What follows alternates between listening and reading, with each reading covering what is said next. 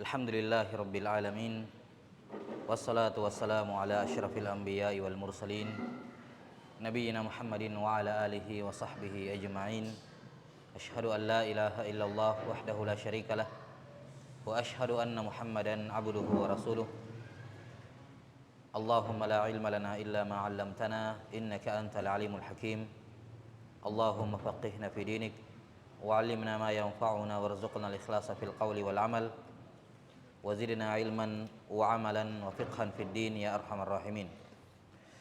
Kita lanjutkan penjelasan dari kitab Muqaddimah atau Risalah Al-Aqdiyah, Al-Muqaddimah Al-Aqdiyah min Ar-Risalah Al-Fiqhiyah lil Imam Abdullah bin Abi Zaid Al-Qayrawani rahimahullah yang wafat tahun 386 Hijriah.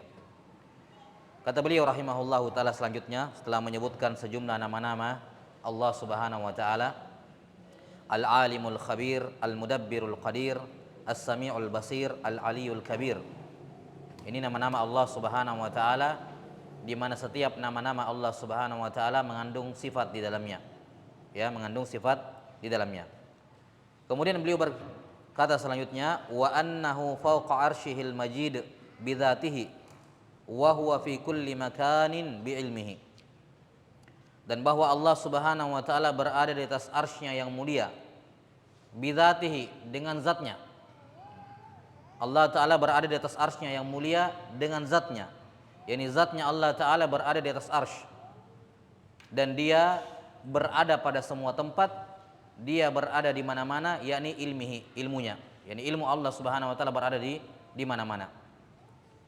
Ya, di sini beliau rahimahullah memulai dengan satu pembahasan yang menjadi salah satu permasalahan dalam akidah yang paling banyak mazahib manusia di dalamnya. Ada sekitar 20-an pendapat terkait di mana Allah. Tentu saja semua pendapat-pendapat tersebut tidak muktabar, ya, semua dalil-dalil pendapat-pendapat selain Ahlus Sunnah ini tidak teranggap. Namun ini menunjukkan kepada kita masalah di mana Allah ini masalah besar. Ya, masalah besar, masalah penting, dan wajib bagi seorang muslim untuk tidak boleh salah dalam pertanyaan ini, dalam menjawab pertanyaan ini. Iya. Dan Ahlus Sunnah mereka mengatakan bahwasanya Allah Subhanahu wa taala berada di atas arsy. Allah Subhanahu wa taala memiliki sifat al-ulu, sifat yang maha tinggi, dan Allah Subhanahu wa taala istiwa di atas arsy. Walaupun demikian, walaupun dia maha tinggi, namun ilmunya berada di mana-mana. Yani Allah taala mengetahui segala sesuatu. Iya, fi kulli makan.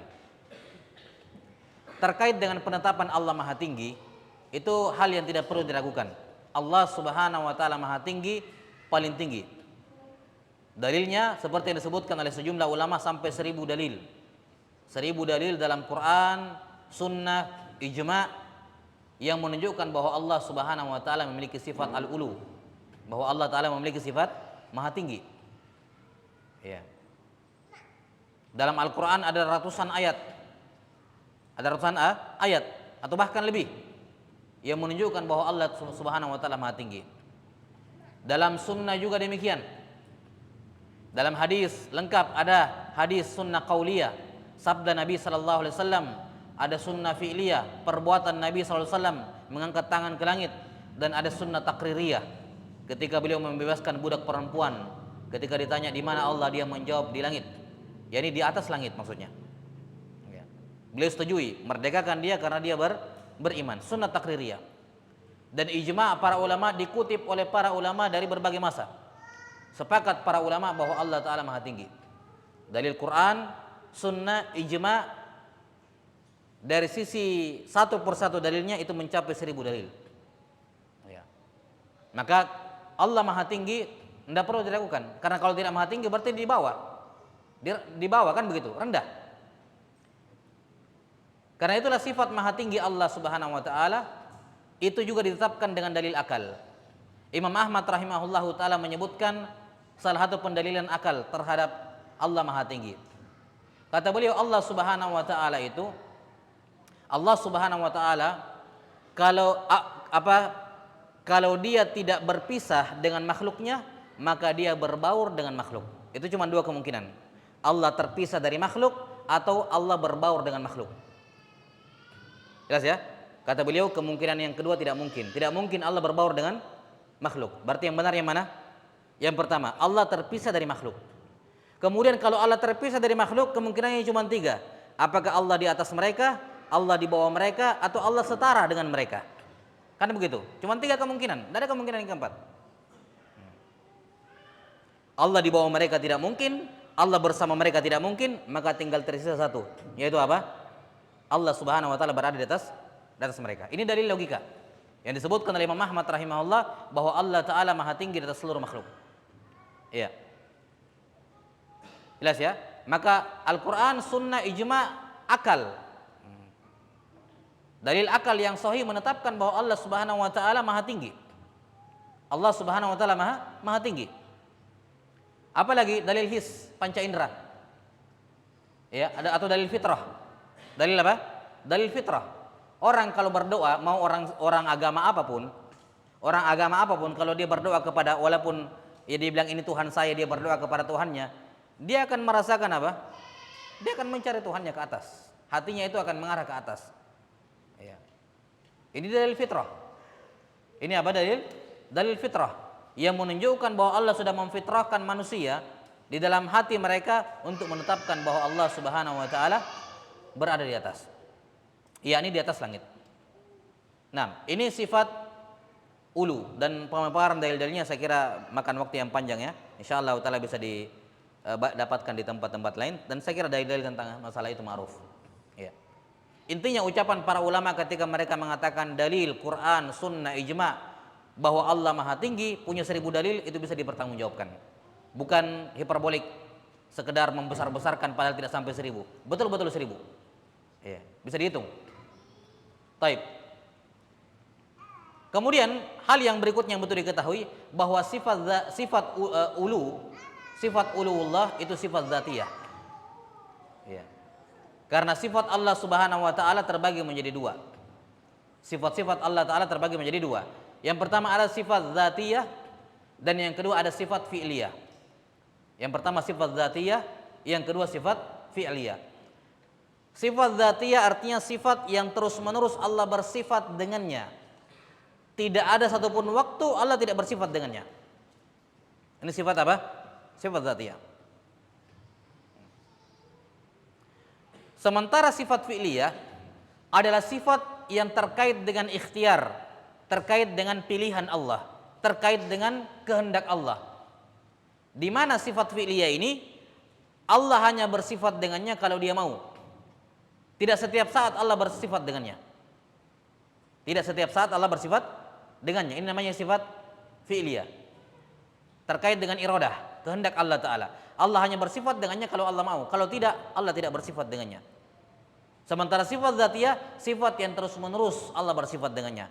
Dengan catatan penting, baik sifat dzatiyah maupun sifat fi'liyah dari dahulu sudah ada. Ya, mengikuti zatnya Allah. Sebagaimana zatnya Allah dari dahulu tidak ada awalnya, maka sifat Allah Ta'ala zatiyah maupun fi'liyah sudah ada dari dahulu, tidak ada awalnya. Cuman bedanya, kalau sifat fi'liyah Allah Ta'ala hanya bersifat dengannya ketika dia kehendaki. Hanya ketika dia apa? Menghendaki. Sementara sifat dzatiyah Allah terus menerus bersifat dengannya. Contoh sifat rahmat. Sifat rahmah ini sifat dzatiyah, tidak pernah Allah tidak merahmati. Tidak pernah Allah tidak merahmati. Itu sifat apa? Dzatiyah. Sifat fi'liyah contohnya ghadab, marah. Apakah setiap saat Allah marah? Tidak. Allah hanya marah ketika ada yang melakukan hal yang membuat Allah marah, ya kan? Kepada siapa yang Allah kehendaki, pada perbuatan tertentu yang Allah marah terhadap orang yang melakukan perbuatan tersebut. Tapi tidak setiap saat Allah marah, enggak. Yang setiap saat itu rahmat, Allah merahmati. Allah merahmati. Jelas sampai sini ya? Ini sifat dzati. Apa lagi contoh sifat dzati ya? Mendengar, melihat setiap saat, dari dulu tidak ada awalnya, setiap saat. Tidak pernah Allah tidak mendengar, tidak pernah Allah tidak melihat. Itu namanya sifat dzatiyah. Sifat fi'liyah contohnya masalan apa? Melaknat. Wala'anahum. Allah melaknat mereka. Ini sifat fi'liyah. Tidak setiap saat, tidak terus-menerus Allah melaknat. Allah melaknat ketika ada apa? Makhluk yang layak untuk dilaknat. Ya. Atau sifat apa namanya? Nuzul. Allah Subhanahu wa taala mendekat kepada para hamba di Arafah ketika wukuf. Ya. Hanya ketika wukuf tok. Tidak setiap saat, enggak. Jelas ya? Atau turun ke langit dunia pada sepertiga malam terakhir. Hanya pada sepertiga malam terakhir tok, tidak setiap saat. Nah, ini namanya sifat fi'liyah yang Allah bersifat dengannya ketika Allah kehendaki. Taib. Sifat ulu itu sifat zatiyah. Sifat ulu sifat zatiyah. Dari dahulu Allah Maha tinggi, tidak pernah Allah tidak tinggi. Dari dahulu, dari dulu tidak ada awalnya, Allah senantiasa Maha tinggi terus menerus. Tidak pernah Allah tidak tinggi. Gitu. Ya. Dan maksud tinggi di sini, ingat kemarin Asmaul Husna definisinya apa? Yang mencapai puncak kesempurnaan, yakni al-a'la. Sabbih isma rabbikal a'la, yakni yang memiliki sifat ketinggian dengan ketinggian yang mencapai puncak kesempurnaan. Tidak ada yang setara, tidak ada yang mendekati apalagi yang setara dengannya. Jadi sifat ulu adalah sifat dzatiyah yang terus-menerus Allah Ta'ala bersifat dengannya.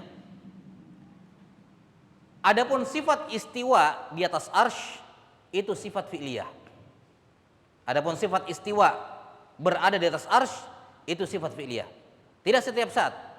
Allah istiwa di atas arsy ketika dia menghendaki. Tidak setiap saat. Kenapa tidak setiap saat?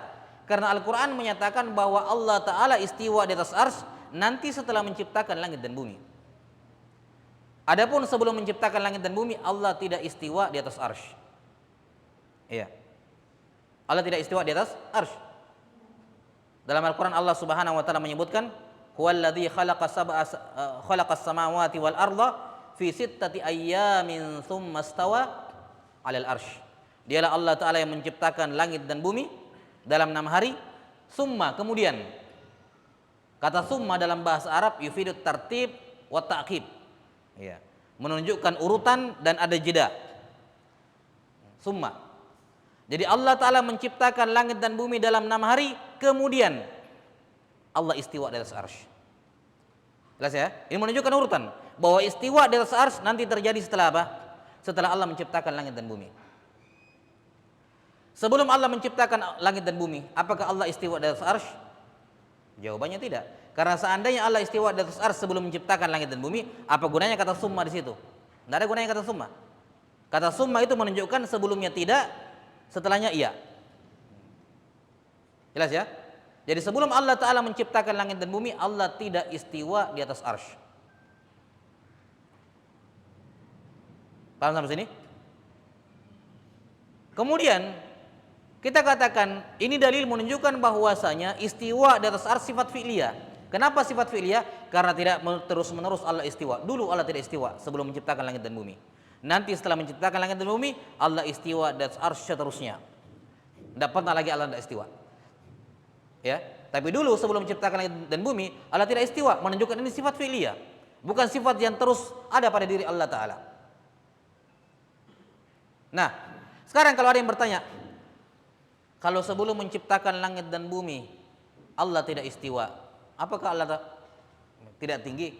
Kita katakan Allah tetap maha tinggi. Kenapa? Karena dia punya sifat dzatiyah, yaitu apa? Al-ulu. Makanya dibedakan antara sifat ulu dengan sifat apa? Istiwa. Sifat ulu itu terus menerus ada pada Allah, tidak pernah hilang dari Allah. Allah selalu maha tinggi. Mau istiwa, mau tidak istiwa, Allah tetap maha tinggi. Tidak ada urusannya sama arsy. Sebelum Allah menciptakan arsy, Allah sudah tinggi. Maka jangan sampai ada seorang muslim memahami Allah itu maha tinggi gara-gara istiwa dan arsy. Oh enggak. Kalau begitu ketinggiannya Allah ditentukan oleh makhluk, dibantu oleh namanya arsy. Enggak. Ada arsy, tidak ada arsy, Allah maha tinggi. Enggak ada urusan sama arsy. Tapi untuk memuliakan arsy, setelah menciptakan langit dan bumi, Allah istiwa di atasnya. Sama seperti kita sebutkan kemarin masalah malaikat. Enggak ada urusan malaikat Jibril, malaikat Mikail, Israfil. Allah bisa kerjakan semuanya sendirian tanpa butuh bantuan malaikat. Tapi untuk menghormati para malaikat dikasih tugas-tugas. Maka tanpa arsy sekalipun Allah maha tinggi, tidak ada urusan sama arsy. Tidak boleh seorang mengatakan bahwa Allah, kenapa Allah Maha Tinggi? Karena dia diistiwa di atas arsy. Oh tidak. Tidak, ada urusannya sama arsy. Jelas ya? Maka Allah Subhanahu wa taala fi dzatihi, dirinya sendiri sudah Maha Tinggi, tidak ada hubungan dengan arsy. Tapi untuk memuliakan arsy, Allah kemudian istiwa di atasnya. Jelas sampai sini? Karena itulah para ulama mengatakan bahwa sifat dzatiyah atau sifat ulu, sifat dzatiyah, sementara sifat istiwa alal arsy sifat fi'liyah. Sifat fi'liyah. Nah,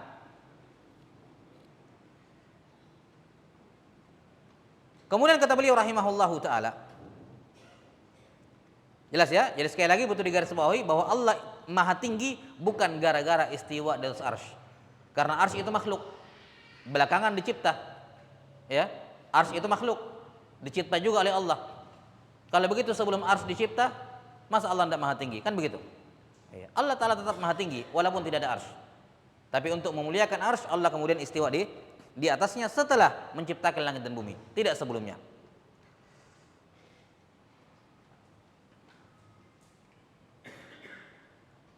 Karena itulah para ulama membedakan masalah ini. Siapa yang mengingkari sifat uluwullah keluar dari Islam. Keluar dari Islam.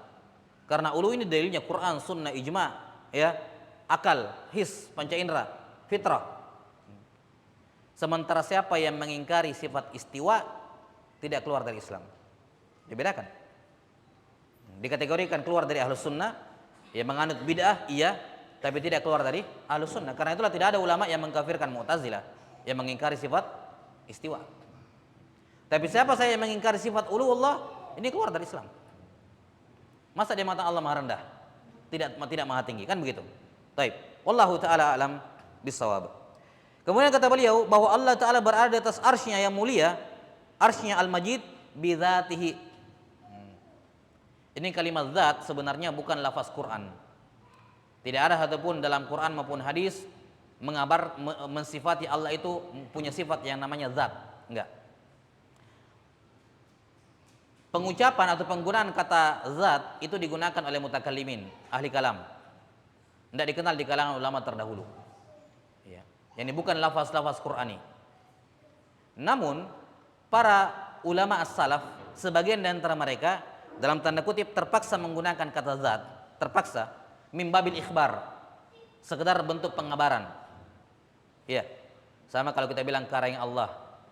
Ini kan karang bukan sifat Allah, bukan nama Allah. Tapi ini tidak ada masalah karena ini min babil khabar. Kita mengabarkan tentang Allah Ta'ala. Jelas ya? Maka mengabarkan bahwa Allah itu zat, boleh, min babil khabar. Tapi kita tidak mengatakan zat ini namanya Allah atau sifatnya Allah. Enggak.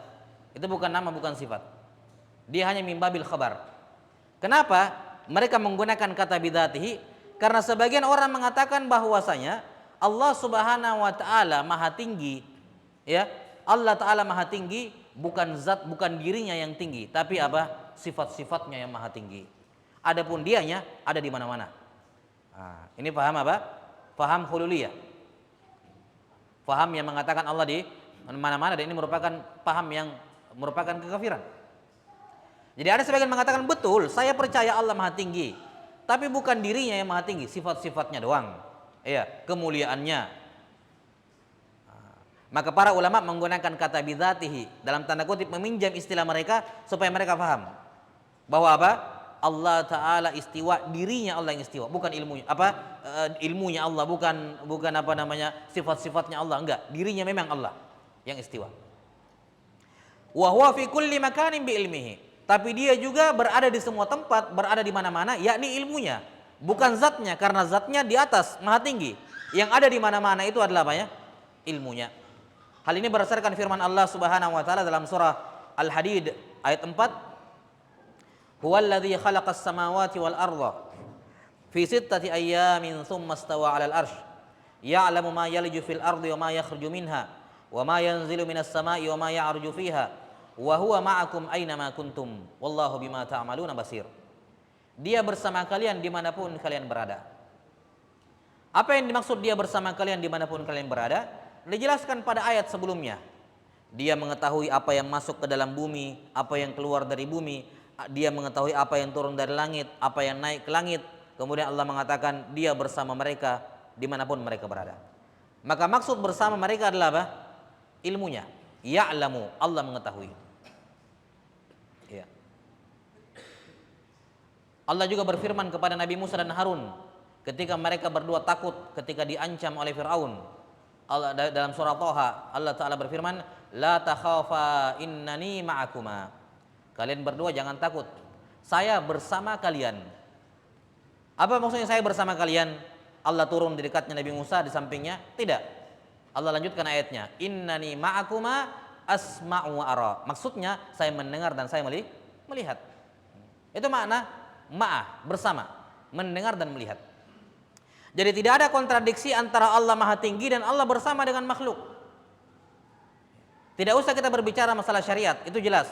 Secara bahasa pun, dalam bahasa Arab, yang namanya bersama tidak melazimkan harus sejajar.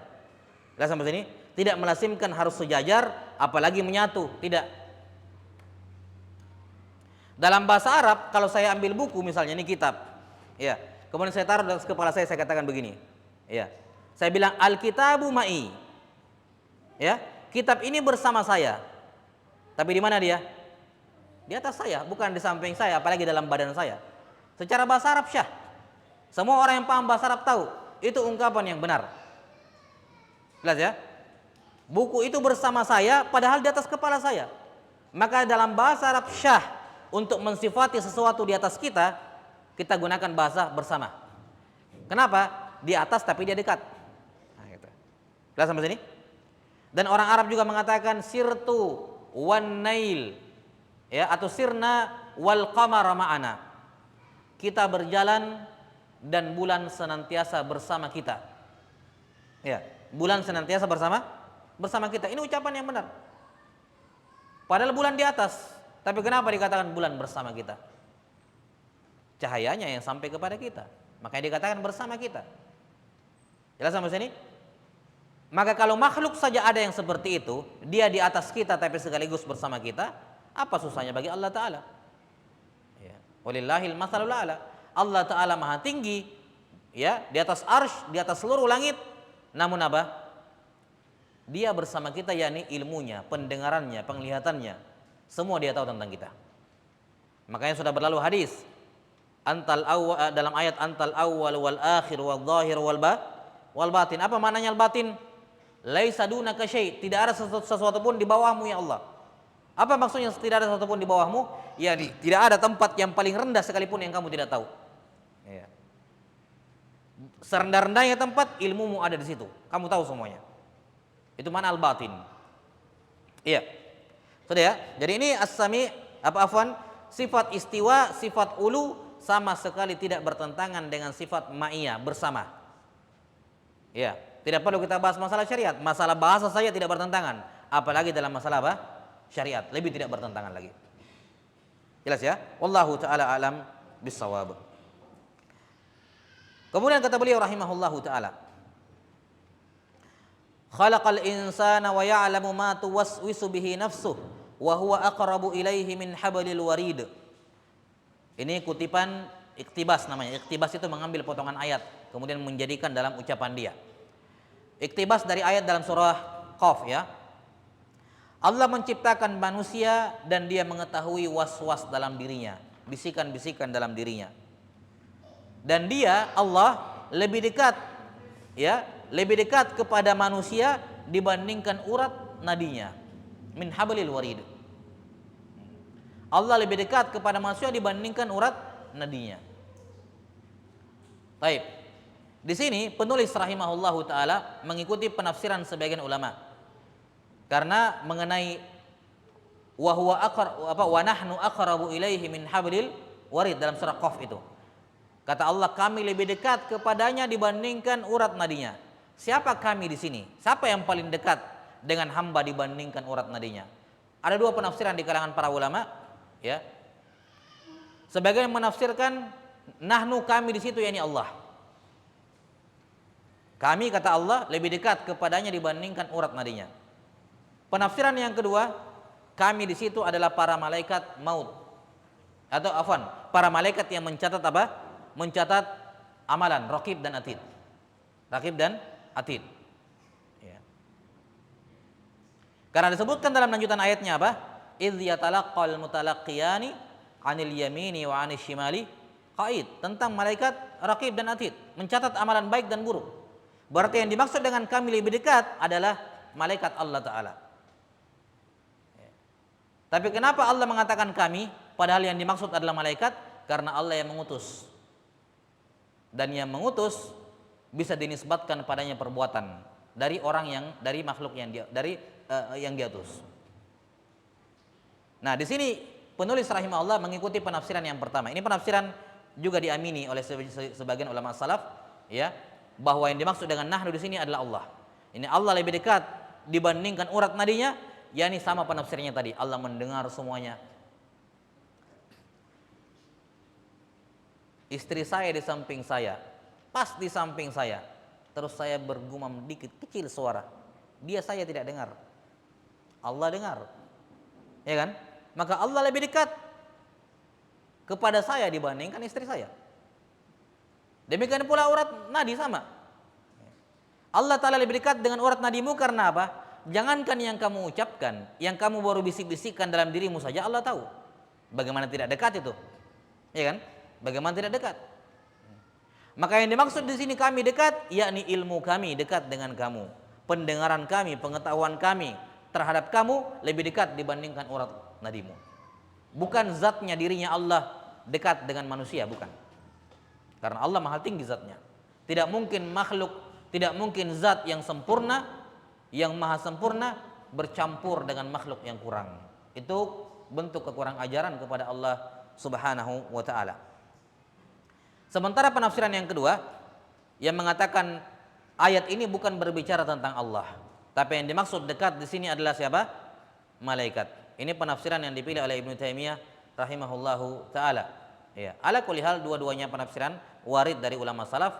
Ya, bagi yang menafsirkan itu Allah, maka maksudnya adalah apa? Ilmunya Allah, ya, pengetahuannya Allah. Bagi yang menafsirkan malaikat, ya sudah, tidak ada urusan. Ini bukan ayat sifat. Karena yang dimaksud dengannya adalah malaikat. Wa ma tasqutu min waraqatin illa ya'lamuha wa la habbatin fi dhulumatil ardi wa la ratabi wa la yabis illa fi kitabim mubin. Tidaklah ada satupun warqah, satu helai daun yang jatuh kecuali Allah tahu kapan dia jatuh, bagaimana jatuhnya, di mana dia nempel di tanah pas jatuh. Allah tahu semuanya. Wala habbatin fi dhulumatil ard, tidak pula apa?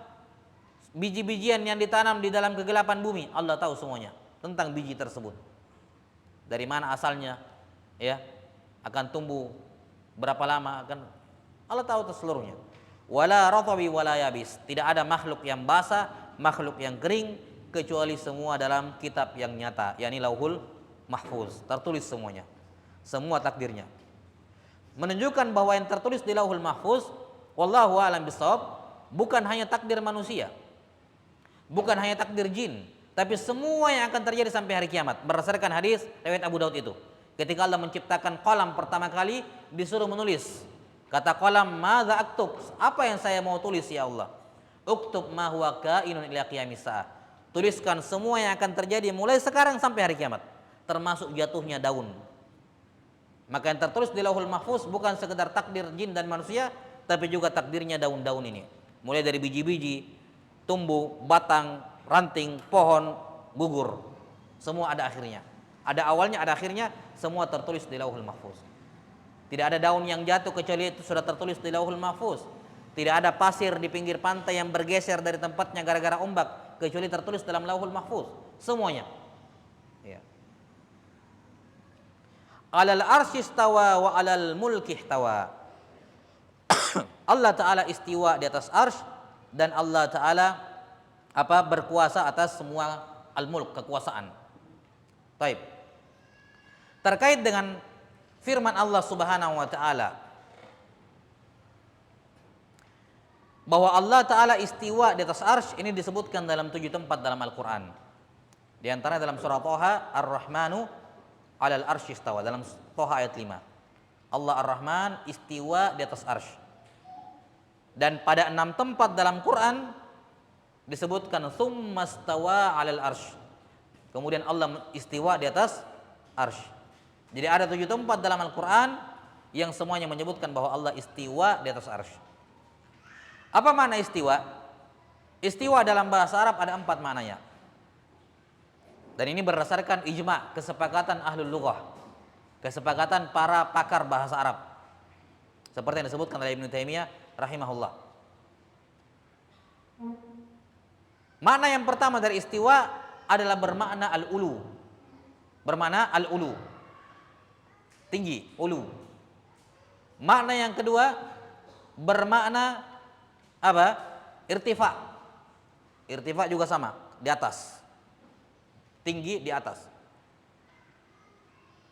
Yang ketiga bermakna istaqarra, istiqrar, bermakna istiqrar. Dan yang keempat bermakna as-su'ud, bermakna as-su'ud. Ini 4 kata terjemahan bahasa Indonesianya, karena bahasa Indonesia kan kurang katanya, ya, kata-kata bahasa Indonesia itu kurang, ya. Sinonim dalam bahasa Indonesia rata-rata maknanya seputar tinggi, di atas, seperti itu. Jelas ya? Jadi al-ulu, irtifa, istiqrar, dan apa? As-su'ud. 4-empatnya ini terjemahnya ke bahasa Indonesia tinggi, di atas, dan seterusnya.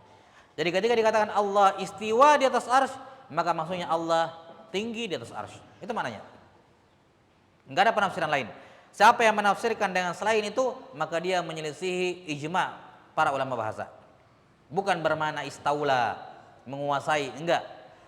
Seandainya istawa bermakna menguasai, maka Allah bukan istiwa di atas arsy, tapi Allah juga istiwa di atas pohon, karena Allah juga menguasai pohon.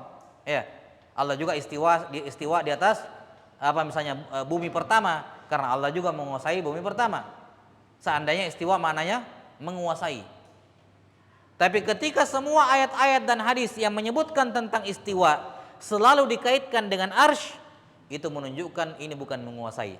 Masa Allah hanya menguasai arsy saja? Kan begitu. Iya. Tapi makna istiwa adalah bermakna tinggi dan di atas arsy. Wallahu taala a'lam bissawab. Kemudian terkait dengan firman Allah taala, "Amintum man fis sama." Amintum man fis sama. Apakah kalian merasa aman dengan apa yang ada di atas langit? Dengan siapa yang ada di atas langit? Atau ketika budak jariyah, budak perempuan ditanya aina Allah, dia menjawab fis sama. Kata Nabi sallallahu alaihi wasallam, "I'tiqha." Merdekakan dia, fa innaha mu'minah. Apa makna fis sama di sini? Apa makna apa? Fis sama di sini. Belum ya? Mana spidol? Ada spidol?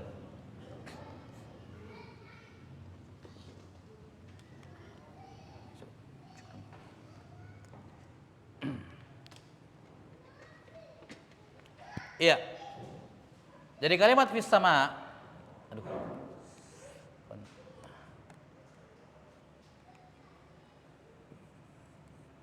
Ya. Afwan, lagi sakit tangannya.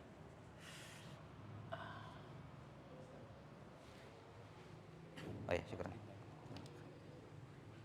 Iya. Fis sama. Di sini ada 2 metode para ulama dalam menafsirkan kalimat ini, fis sama. Metode yang pertama, mereka mengartikan fi di sini kepada makna aslinya dalam bahasa Arab. Fi dalam bahasa Arab bermakna dzarfiyah, yakni diliputi, di dalam. Kalau bilang Muhammadun fil masjid, di dalam masjid, bukan di luar, bukan di atas, di dalam. Itu bermakna fi. Warna lain ini? Beda warna enggak? Satu warna? Iya. Begini ya.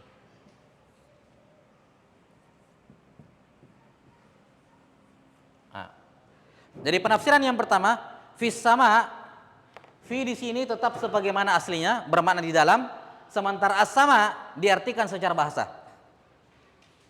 Iya, diartikan secara bahasa. Apa artinya sama secara bahasa? Hah? Apa artinya sama secara bahasa?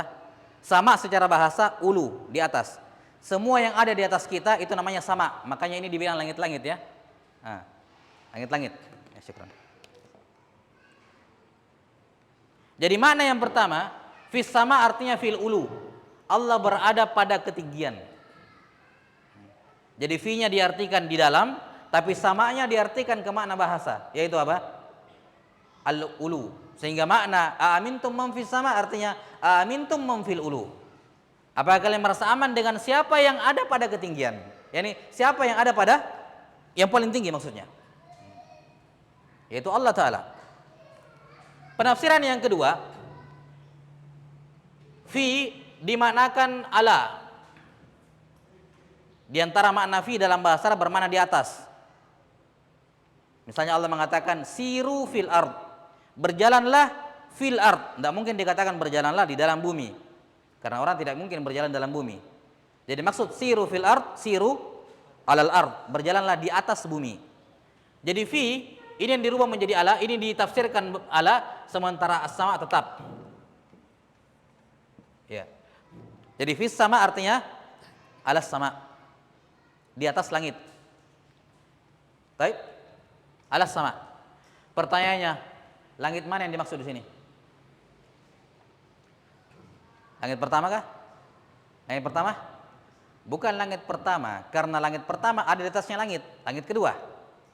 Maka bagi langit pertama, langit kedua adalah langitnya dia. Kan begitu ya? Ya. Langit ketujuh, apa yang dimaksud dengannya langit ketujuh? Hah? Di atas langit ada apa lagi? Apalah benda apa, makhluk apa yang dia langit dan tidak ada lagi di atasnya? Hah? Selama masih ada di atasnya, berarti dia bukan langit beneran, karena masih ada langitnya di atasnya, kan begitu? Nah, apa yang paling atas? Arsh. Demikian ditafsirkan oleh para ulama. Jadi mana alas sama? Yani alal arsh, di atasnya arsh, bukan di atas langit-langit yang ini. Karena setiap langit-langit ketika masih ada lagi lapisan di atasnya, itu bukan langit karena di atasnya yang langit, kan begitu. Jadi langit yang sebenarnya ketika diitlakkan adalah apa? Arsh yang dimaksud di sini. Jelas sampai sini? Jadi makna amintum man fis sama yani amintum man alal arsh.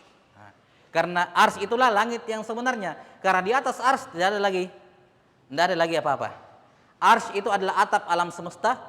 Semua makhluk berada di bawahnya. Tidak ada makhluk lagi di atas ars. Enggak ada. Di atas ars tinggal Allah Subhanahu wa taala semata, tidak ada lagi makhluk. Dan perhatikan, ketika kita berbicara mengenai tinggi, ini sengaja saya bahas karena ya banyak orang yang berspekulasi seperti ini. Tinggi itu kan atas, bawah, kanan, kiri, depan, belakang, itu kan makhluk. 6 arah itu kan makhluk. Kalau kamu katakan Allah fil ulu, berarti dia berada dalam makhluk yang namanya tinggi. Masa Allah dicakup, dilingkup oleh makhluk yang namanya tinggi? Kita katakan tidak. Kata al-ulu, ulu yang kamu bicarakan tadi, depan, belakang, kanan, kiri, atas, bawah, itu ulu pada makhluk. Ya, itu jiha, itu arah pada makhluk. Sementara ulu yang dimaksud pada sifat Allah bukan ulu makhluk. Ya, dia ulu yang dimaksud di sini di atasnya apa? Di atasnya arsh, dan di atas arsh sudah tidak ada yang namanya makhluk, enggak ada. Kalau ini arsh, atap alam semesta. Jelas ya? Misalnya, ini arsh, semua makhluk di bawahnya, Di sinilah ada atas, bawah, kanan, kiri, depan, belakang. Ini makhluk ini arah makhluk. Tapi ketika kita katakan di atas, maksud kita di atasnya ars, itu bukan lagi berbicara makhluk. Itu sudah di luar lingkup ruang dan waktu, sudah tidak ada lagi. Ketika kita mengatakan di atas, maksudnya di atasnya ars, sudah tidak ada makhluk di situ. Jadi jangan dipahami atasnya atas makhluk, enggak. Jelas ya? Karena tidak ada lagi makhluk di atas ars. Ketika kita katakan di atas, bahwa Allah Maha Tinggi, Allah di atas mana? Di atas ars. Jangan lagi berbicara atas makhluk, enggak, karena di atas ars sudah tidak ada makhluk. Yang ada hanyalah Allah Subhanahu wa taala. Jelas ya? Iya, karena ini yang paling sering dijadikan senjata ya dalam tanda kutip untuk menyerang akidah ini. Mengatakan Allah di dalam langit, Allah ini. Enggak ada yang berpikiran seperti itu. Ya, enggak ada yang berpikiran seperti itu.